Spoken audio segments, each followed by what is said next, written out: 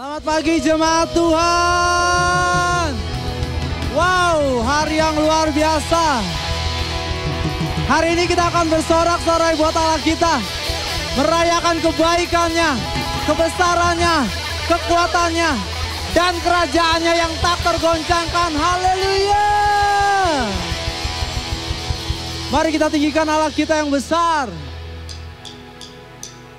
Come on.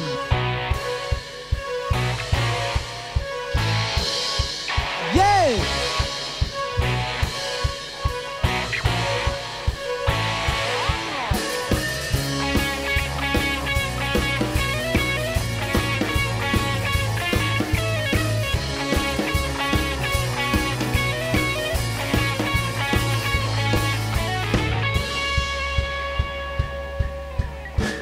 Pada siapa kau bandingkan perbuatannya yang heran? Tak ada kerajaannya yang terbesar tak akan tergoyahkan. Semua musuh pun gemetar mendengar namamu Tuhan. Sorak kemenangan. 1, 2, 3, go. Sungguh tak tertanding, tak ada yang setara denganmu. Hanya Yesus Tuhanlah yang terhebat, jauh melebihi dari penguasa di dunia. Kerajaanmu kekal.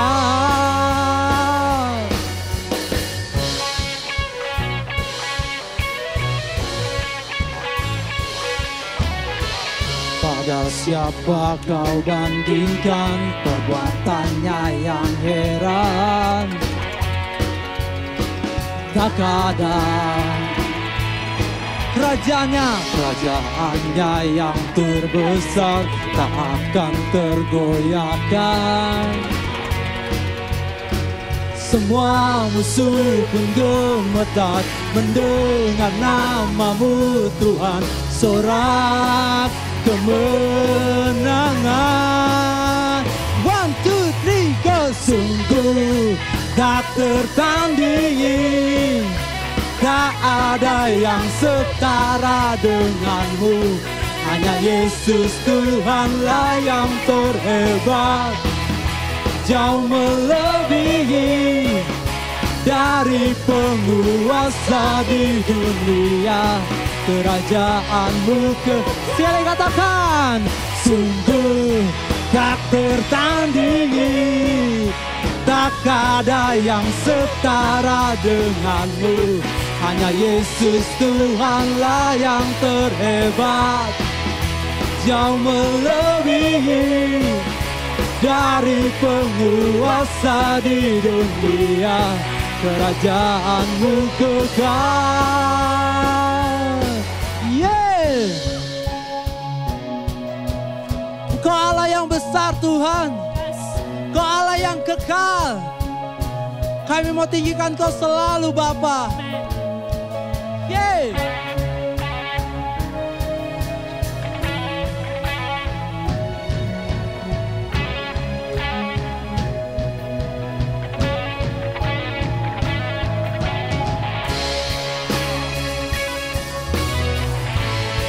Haleluya.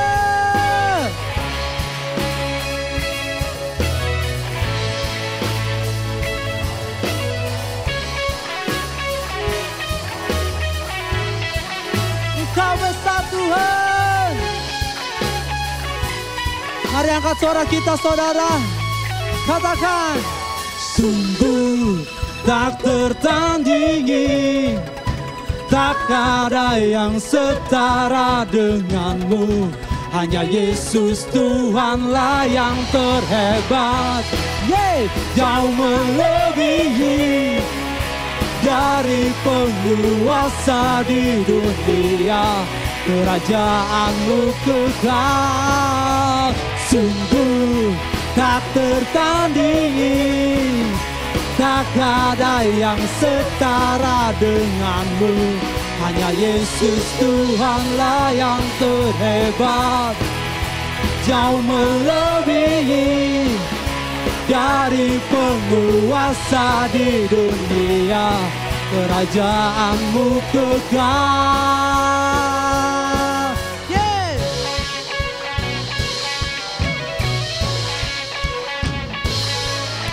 Haleluya. Bersorak-sorak buat Tuhan kita. Yeah. Haleluya.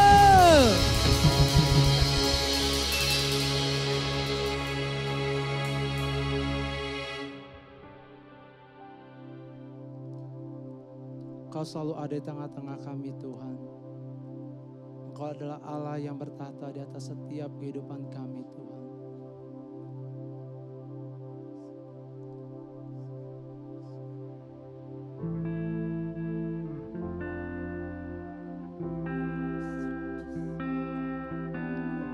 We worship you, Lord.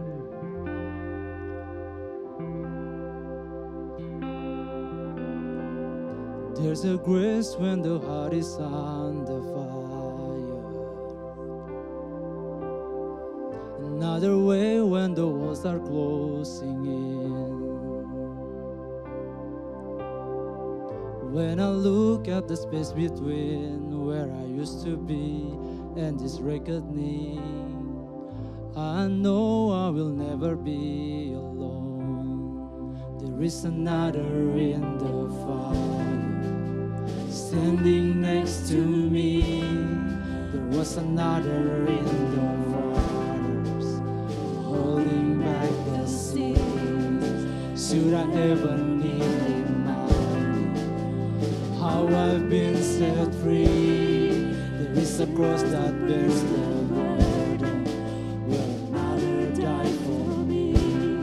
There is another in the fire.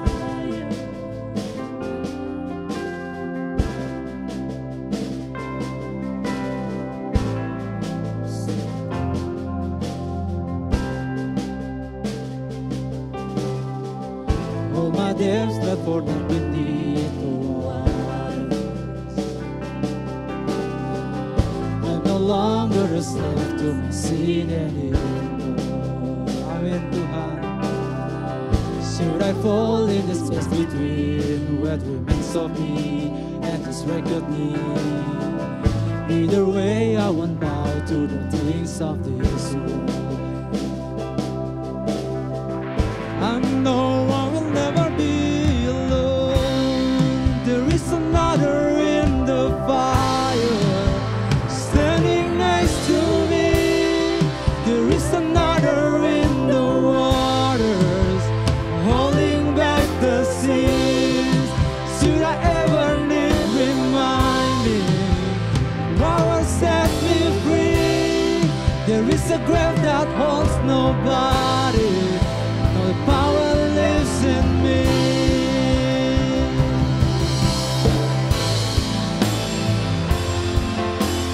Oh, another in the fire.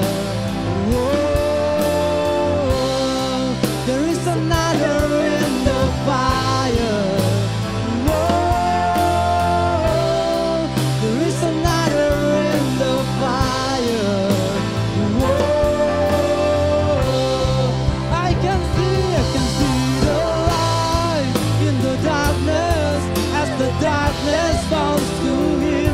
I can hear the sound of the ravens as the sin between mercy. I can feel the ground stuck beneath us as the prison walls cave in. Nothing's done between us. Nothing's done between us. Jesus.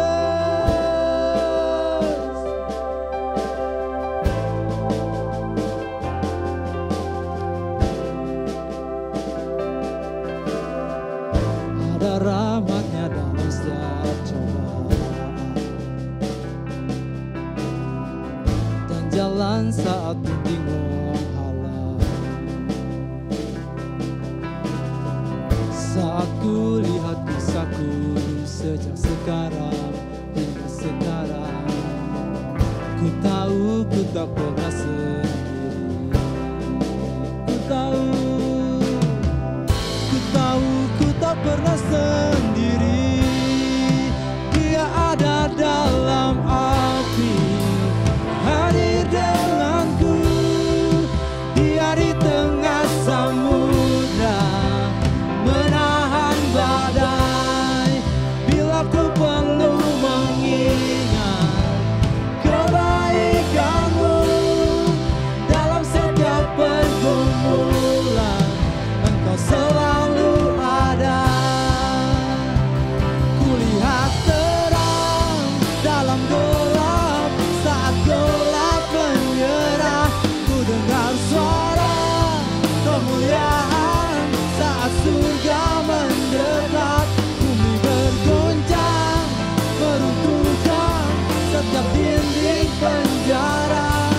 Tak ada yang dapat memisahkan kita. Kulihat terang dalam gelap, saat gelap menyerah.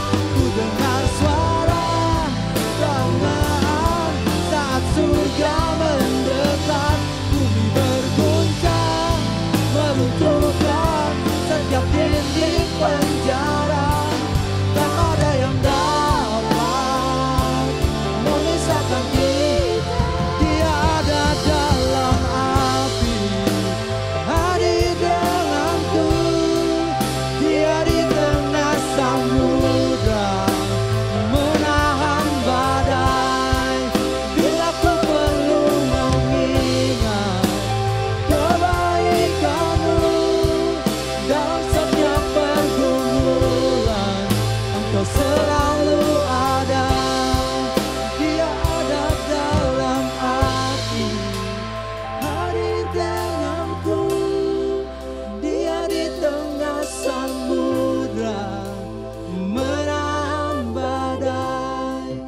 Bila ku perlu mengingat kebaikanmu, dalam setiap pergumulan Engkau selalu ada. Dalam setiap pergumulan Engkau selalu ada. Dalam setiap pergumulan Engkau selalu ada.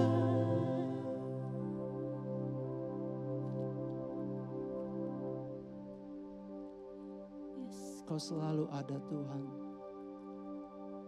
dan Kau selalu menyertai setiap umat-Mu Tuhan.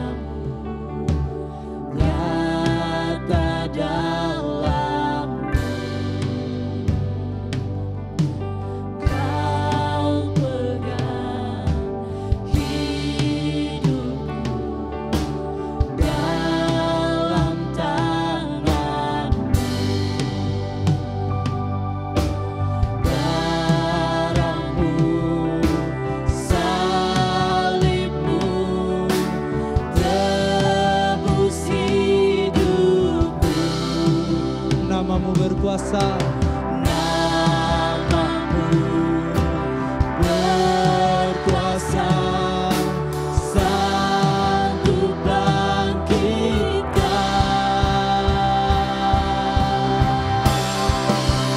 Harapanku di dalam-Mu, hanya Kau Yesus kuatku. Ku percaya, ku aman dalam-Mu.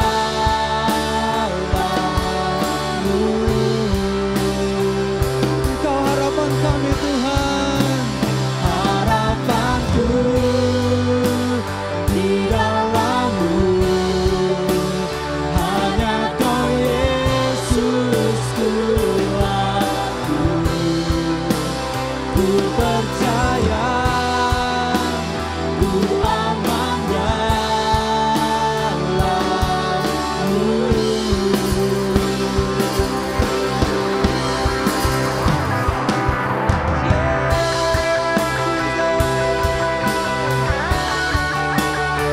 Tak pernah gagal Tuhan. Setiap rancangan-Mu Tuhan, setiap kebaikan-Mu Tuhan.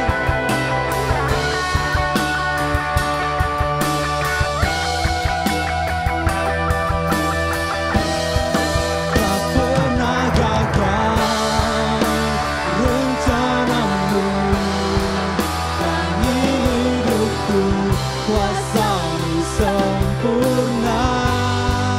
Pengharapanku takkan hilang, sebab masa depanku Kau sediakan. Tak pernah gagal rencana-Mu, terangi hidupku kuasa-Mu sempurna. Pengharapanku takkan hilang, sebab masa depan ku dalam-Mu. Harapanku di dalam-Mu, hanya Kau Yesus kuatku. Ku percaya, ku aman dalam-Mu.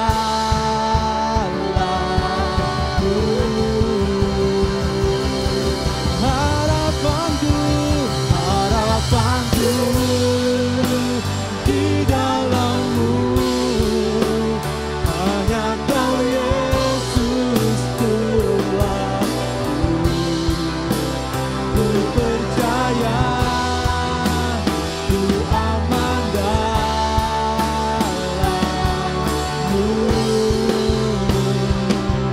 Ku percaya, ku percaya, ku aman dalam-Mu.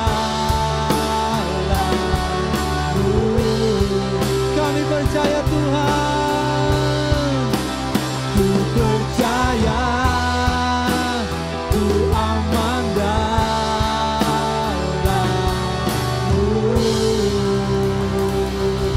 Haleluya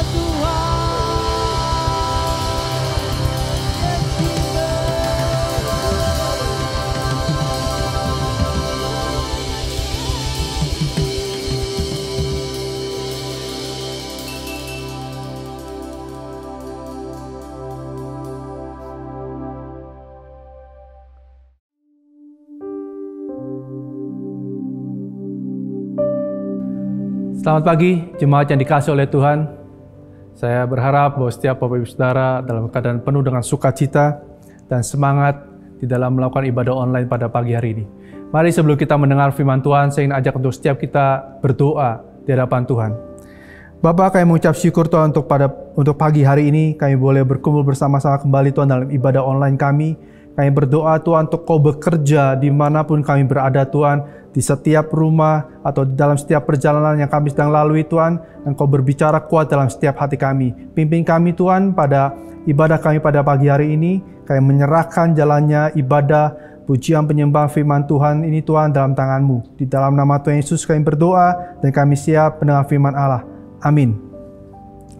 Sekali lagi selamat pagi Bapak Ibu Saudara semua.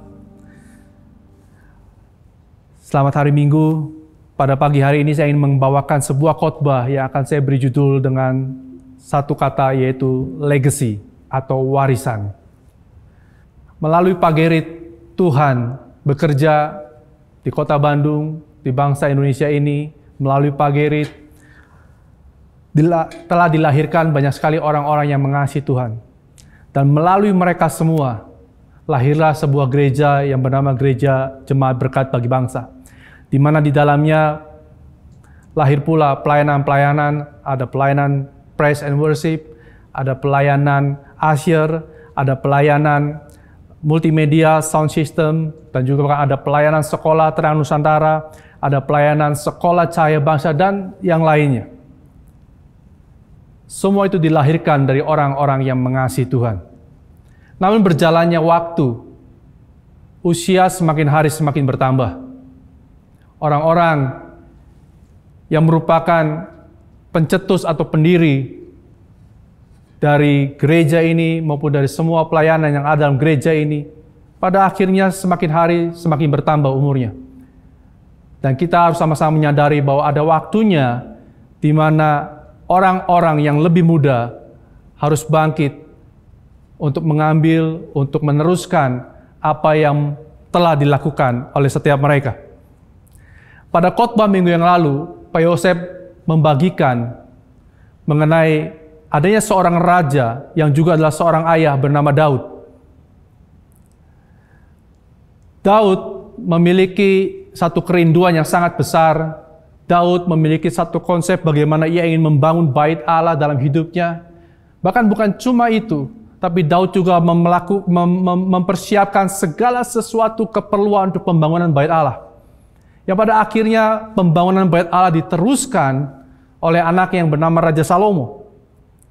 Hanya saja Pak Yosef juga memberitakan di minggu lalu bahwa sekalipun Salomo berhasil meneruskan membangun bait Allah dalam hidupnya, namun Salomo tidak memiliki hati seperti ayahnya Daud, yaitu hati yang berkenan di hadapan Tuhan.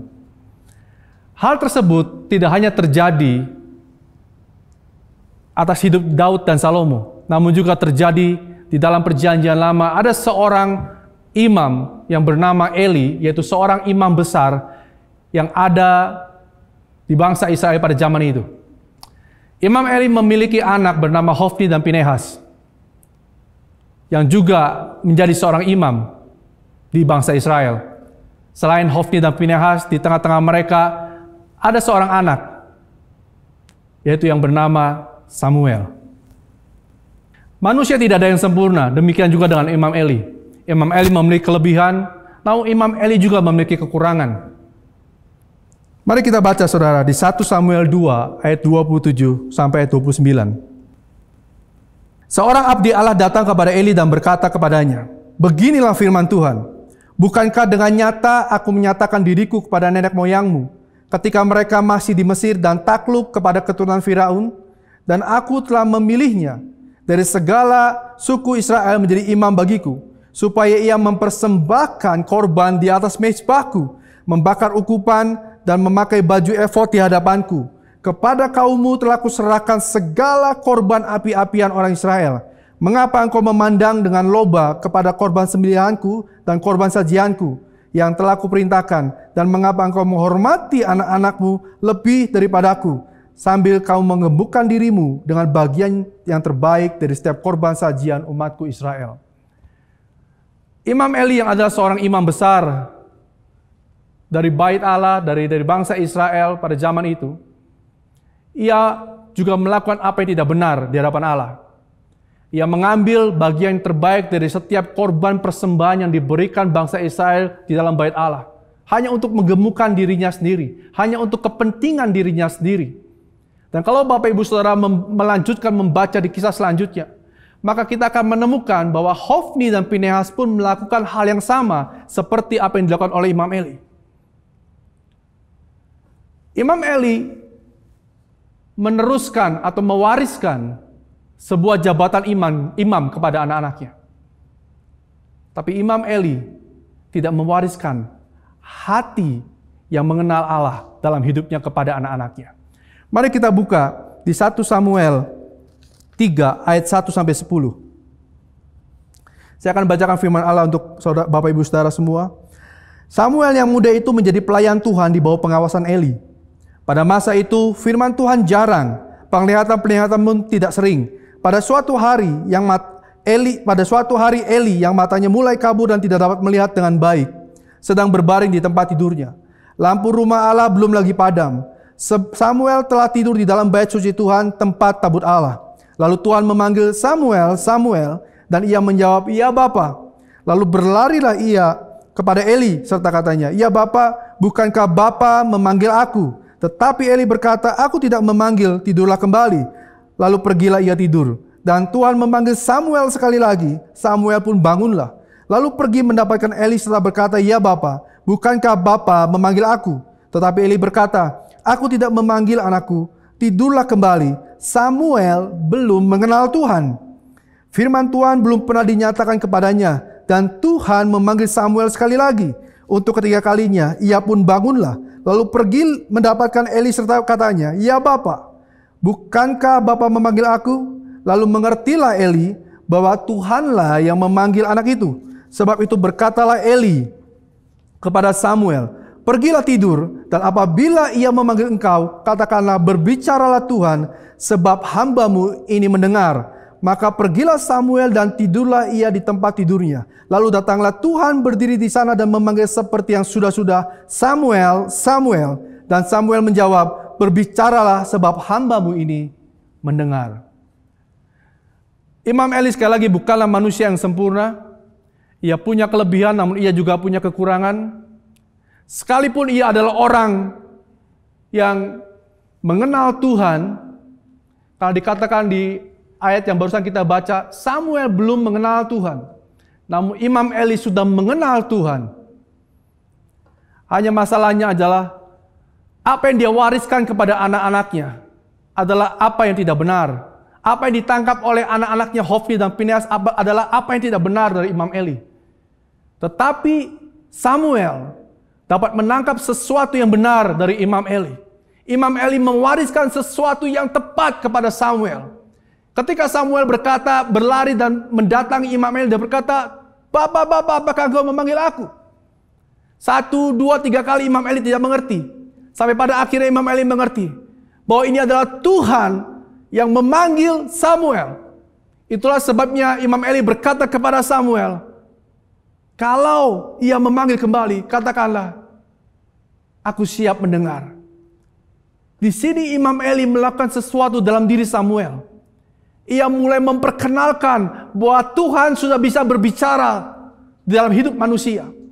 Dan manusia bisa mendengar apa yang Tuhan ingin sampaikan dalam kehidupan manusia. Dan inilah yang disebut dengan sebuah legacy. Seorang dokter bernama James Dobson mengatakan, heritage adalah sesuatu yang diberikan kepada seseorang. Legacy adalah sesuatu yang dilakukan di dalam diri seseorang.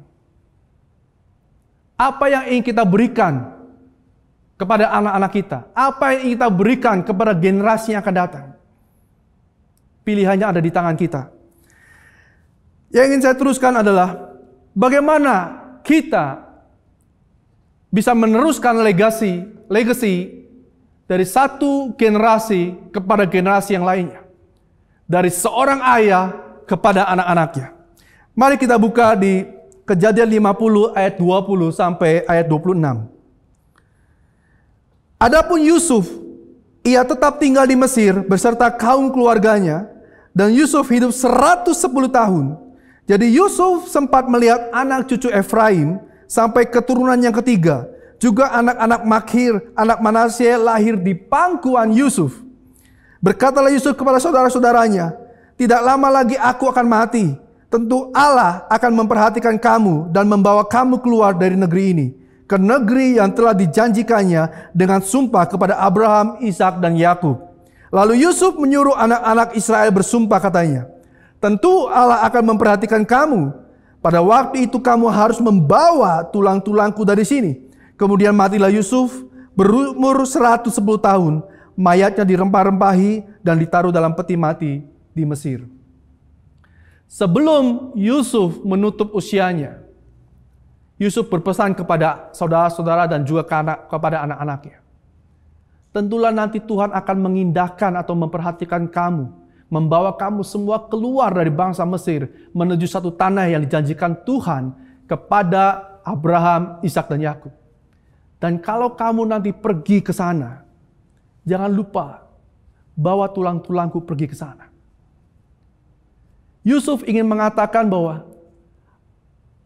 hatinya, kerinduan di dalam dirinya adalah untuk pergi ke tanah perjanjian yang Tuhan sudah sediakan bagi bangsa Israel.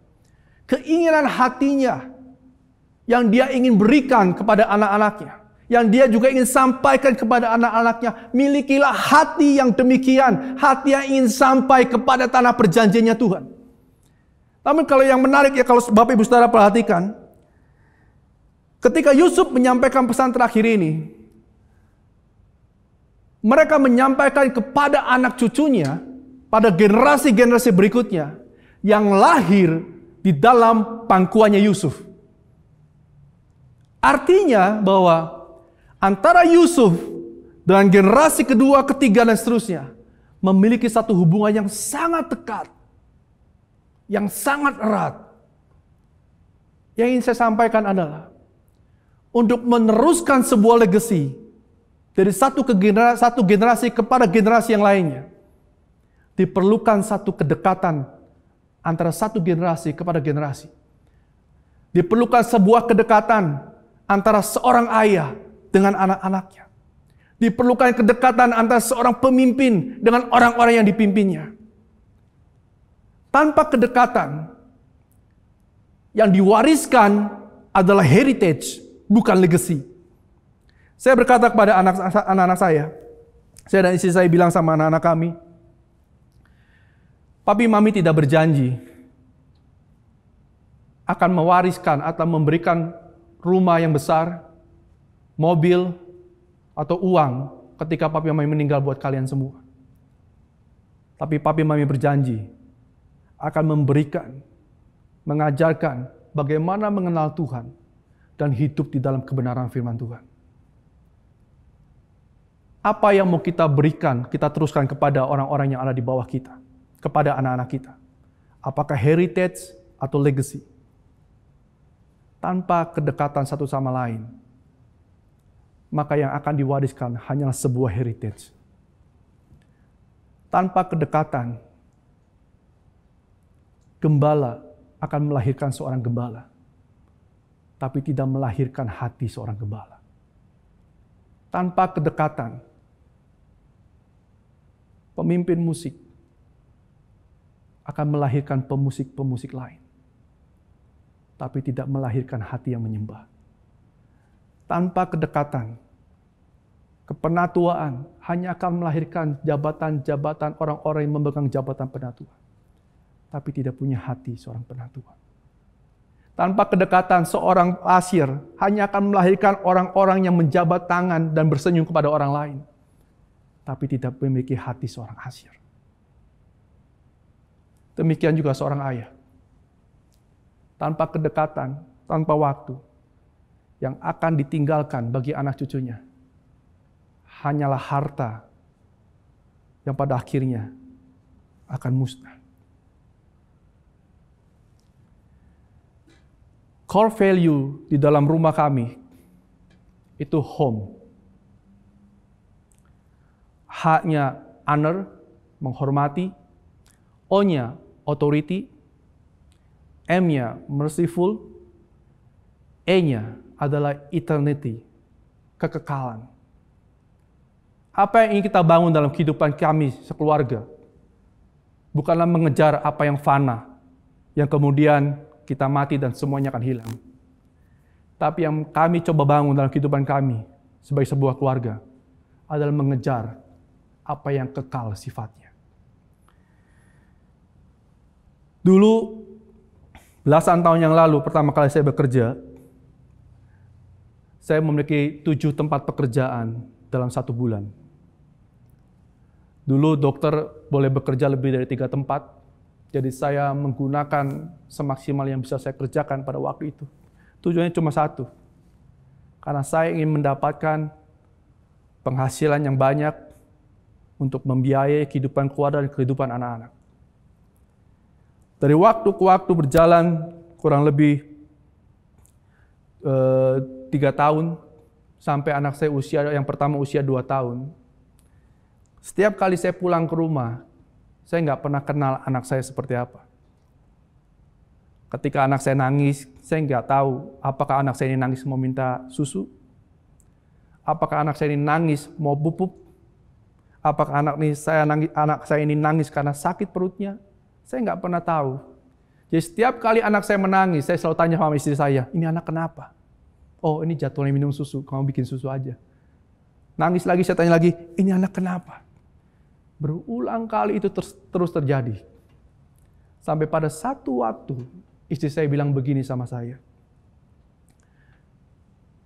Kalau kita hilang uang, suatu saat nanti kita bisa cari kembali uang itu. Tapi kalau kita kehilangan waktu bersama dengan anak-anak pada hari ini, maka waktu yang hilang tidak akan pernah kembali lagi. Di situ saya baru sadar, iya, apa yang ingin saya kejar dalam hidup saya? Apa yang ingin saya wariskan kepada anak-anak saya? Kalau yang saya pikirkan hanya untuk mencari uang sebanyak mungkin, yang kemudian mewariskannya kepada anak saya sedang mengejar sesuatu yang fana, yang suatu hari nanti semua itu akan hilang dan tidak akan ada lagi. Tetapi kalau saya bisa memberikan waktu saya untuk anak-anak, mengajarkan mereka bagaimana hidup di dalam Tuhan, mengajarkan kepada mereka bagaimana melakukan apa yang benar dalam hidup mereka, maka ini akan dibawa sampai kepada kekalan. Bahkan ketika mereka meninggal pun, mereka akan memiliki pengenalan akan Tuhan yang tidak akan pernah musnah dalam hidupnya. Dan detik itu saya berdoa pada Tuhan, Tuhan, beri saya satu pekerjaan.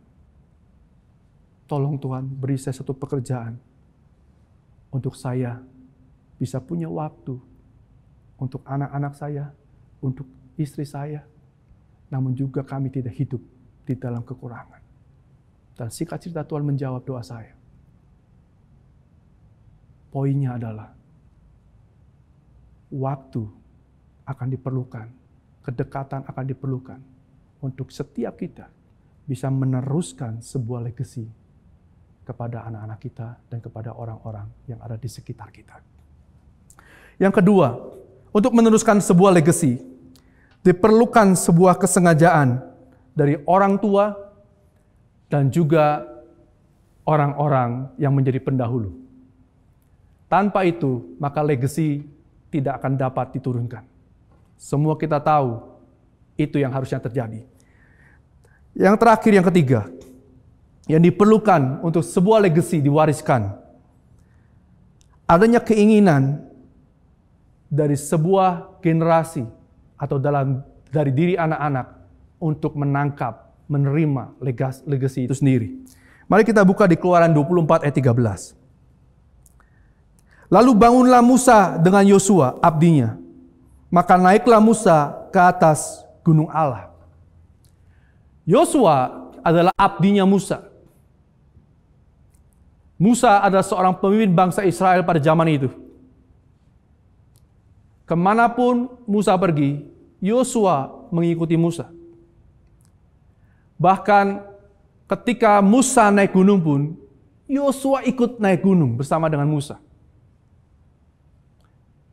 Ketika para tua-tua bangsa Israel tidak naik, Yosua naik bersama dengan Musa.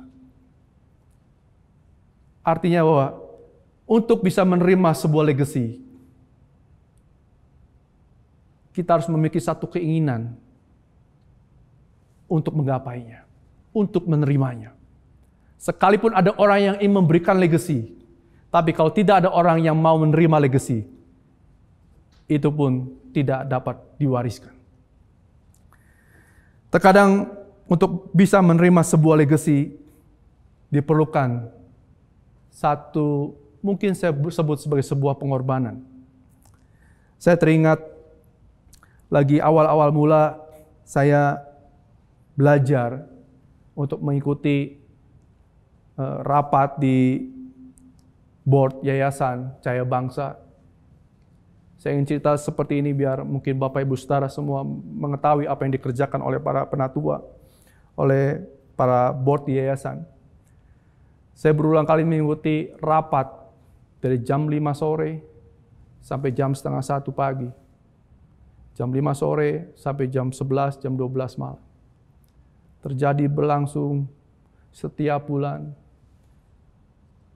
Saya pernah ikut juga waktu itu rapat penatua dari jam setengah 1 siang sampai jam setengah 2 pagi. Saya ingat benar, karena itu salah satu waktu yang menurut saya nggak masuk akal. Untuk melakukan sebuah meeting lebih dari 12 jam lamanya. Tapi itu mereka harus lakukan. Orang-orang yang boleh dibilang melahirkan dari hati mereka, lahir gereja dan pelayanan-pelayanan ini. Mereka membicarakan, mencari, memutuskan apa yang jadi kehendak Tuhan. Baik untuk gereja, baik untuk semua pelayanan yang ada dalam jemaat ini. Waktu saya belajar untuk mengikutinya, saya pikir capek sekali. Karena saya juga punya pekerjaan, saya punya keluarga. Tapi kalau ini harus terjadi, agar sebuah legacy bisa diteruskan, maka terjadilah seperti apa yang Tuhan kehendaki. Dan saya cuma ingin memberikan semangat dan dorongan buat setiap kita.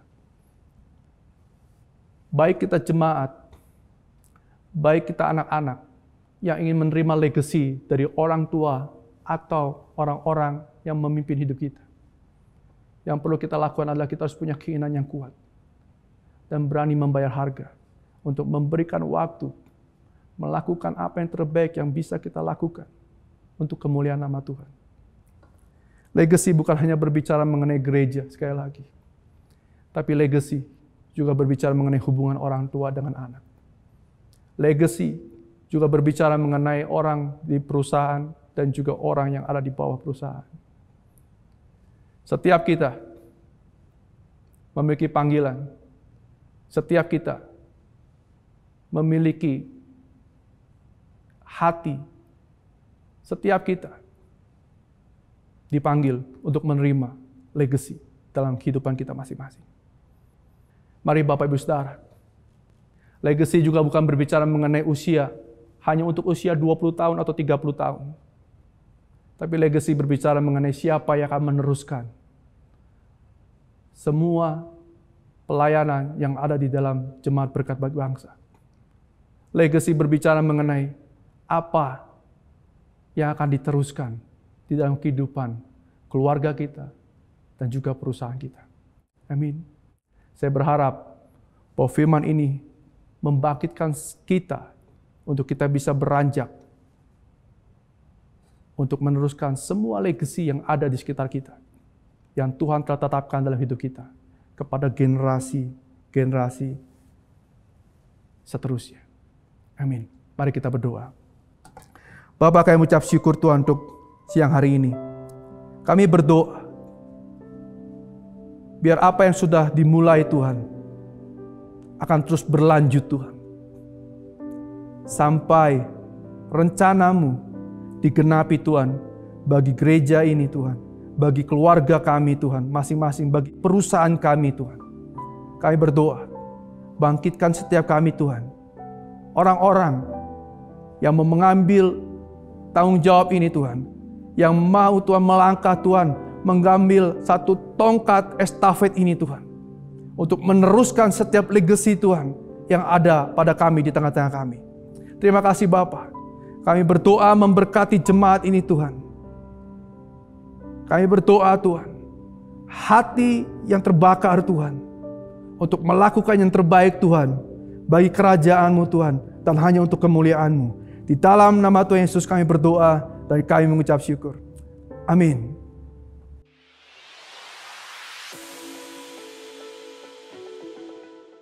Selamat pagi jemaat Tuhan. Senang sekali rasanya bisa beribadah walaupun secara online bersama dengan saudara sekalian.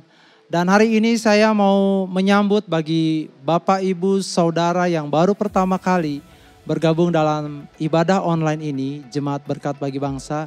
Kami rindu sekali agar Bapak Ibu Saudara Saudari bisa mengklik tautan yang tertampil di layar di www.gb3.org/new visitor. Kami ingin sekali mengenal dan bisa melayani saudara lebih dalam lagi. Jadi segera klik tautan yang ada tertera di layar.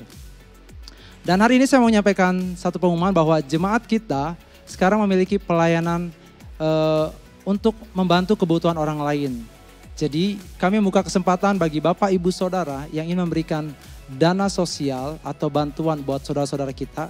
Bapak Ibu bisa memberikan dukungan dana sosial melalui QR Code yang tertampil di sebelah kiri saya. Nah, Bapak Ibu tinggal scan, nanti tinggal tulis nominal berapa yang Bapak Ibu ingin berikan. Bapak Ibu bisa menggunakan aplikasi pembayaran digital, baik OVO, Dana, BCA, dan lain-lain. Nah, hari ini kita juga akan memberi. Tapi sebelumnya saya mau sampaikan satu ayat firman Tuhan. Kita tahu bahwa firman Tuhan ini mungkin sering kita dengar. Di dalam Maleakhi 3 ayat yang ke-10. Demikian firman Tuhan. Bawalah seluruh persembahan persepuluhan itu ke dalam rumah perbendaharaan. Supaya ada persediaan makanan di rumahku.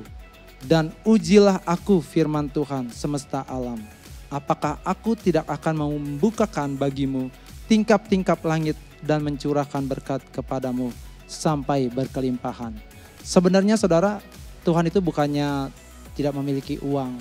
Tapi dia mau bahwa setiap kita sebagai anggota tubuh Kristus juga mau tidak terikat dengan yang namanya uang. Dan kita mau memberikan persembahan itu dengan penuh sukacita. Dan hari ini saya mengajak Bapak Ibu Saudara untuk memberikan persembahan, bahkan persepuluhan yang Tuhan sudah nyatakan dalam firman-Nya di sini. Di ayat yang ke-11 dikatakan bahwa Tuhan akan menghardik bagi kita belalang pelahap supaya jangan dihabisinya hasil tanahmu dan supaya jangan pohon anggur di padang tidak berbuah bagimu. Firman Tuhan semesta alam.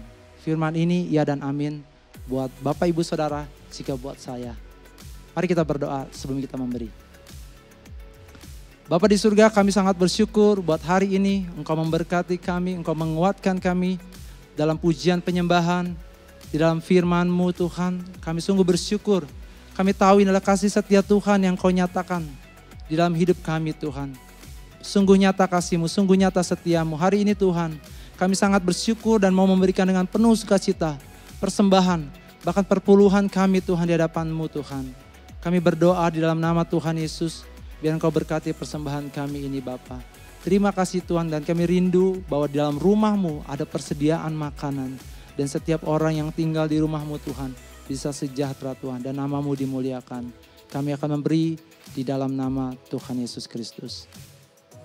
Nah Bapak Ibu juga persembahannya nanti diberikannya secara digital. Di sebelah kanan saya, nah ada QR Code untuk persembahan dan perpuluhan Bapak Ibu dan Saudara. Jadi tinggal di scan menggunakan aplikasi pembayaran digital, tulis nominalnya dan tinggal kirim. Kita akan melihat pengumuman dalam satu pekan ini. Selamat menyaksikan, Tuhan memberkati.